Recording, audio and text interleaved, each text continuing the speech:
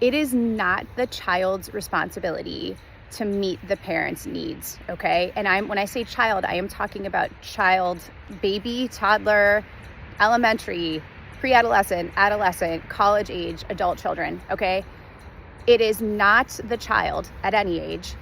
It is not their responsibility to meet their parents' unmet needs. And this is very important to address this when we're looking at the conditions that make it right for Cptsd to form, okay? And so here is the reality, is that many of our parents had so many unmet needs. Many of our parents, their parents, were not able to be attuned, loving, nurturing, consistent, non-judgmental, unconditionally accepting and loving. Many of our parents did not get that from their parents, okay, folks? And so then what happens is our parents have so many unmet needs that they're not even aware of and that have never been addressed. Like, this is unconscious, this is subconscious, so very important to remember that, okay? And so what happens then is that our parents have children, okay?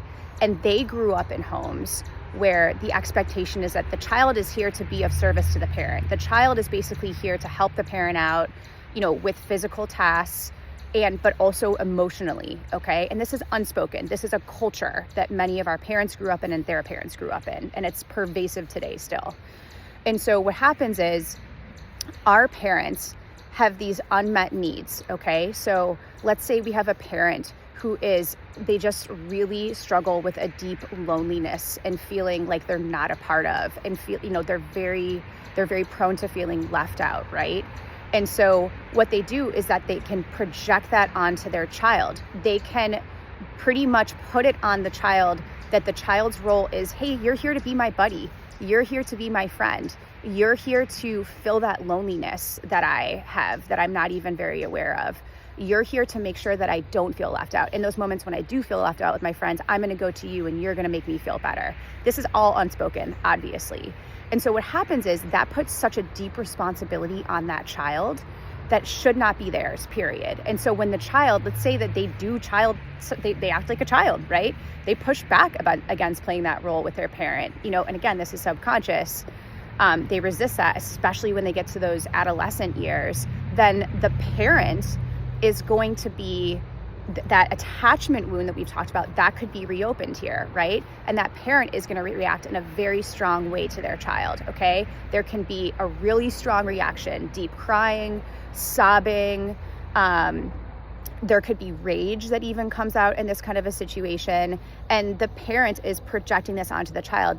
You're not filling my needs. They may not be saying this, but they're having a very strong reaction. Then we think again about how that impacts the kid, right? Let's say it's an adolescent, how that impacts the adolescent or a younger child. The kid is gonna internalize that. Oh my gosh, I did something wrong. I should have been there for my mom. It's my responsibility to be there for my mom, okay? I didn't do it, I messed up. There's something fundamentally wrong with me, okay? I'm a bad person. Folks, this is how these negative beliefs and these views about ourselves and our beliefs about our relationship with our parents, that basically we're supposed to be the parent to our parent, and this is all subconscious, this is how these things form.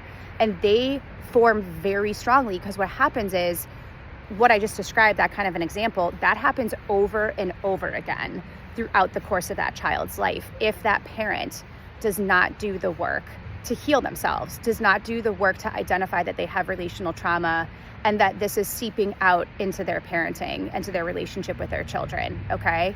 And so this just kind of repeats over and over again. And many of us still feel this in adulthood. Like, many of us still have parents that have been unable to recognize that they have this unmet need. And then this actually still shows up even when we have kids, okay? And it can cause some very significant issues in that relationship between the adult child and their older parent now, okay?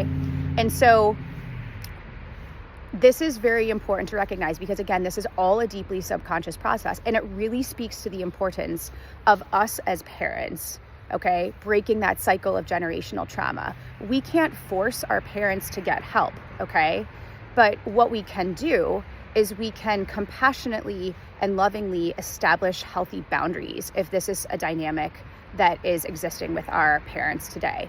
Because the other thing that happens is that this is then going to impact our kids, right? So if our parents, our kids' grandparents, have this unmet need, And we start to see this from our parents onto our children. For most of us, we see that, and there's a real deep and strong reaction to that. Like, oh, you know, like, I know that you did this to me, but you're not going to do this to my children. Okay.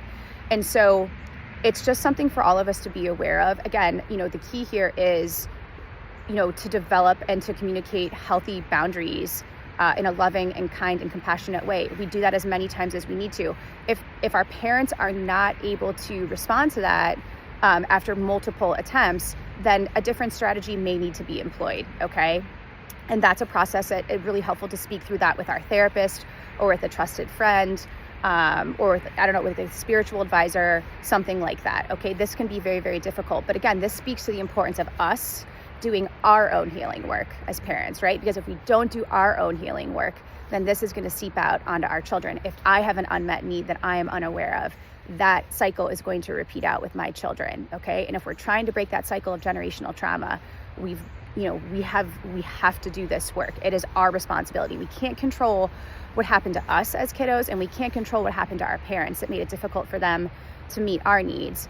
But we can meet our needs now by getting the help and doing that healing work. Happy healing.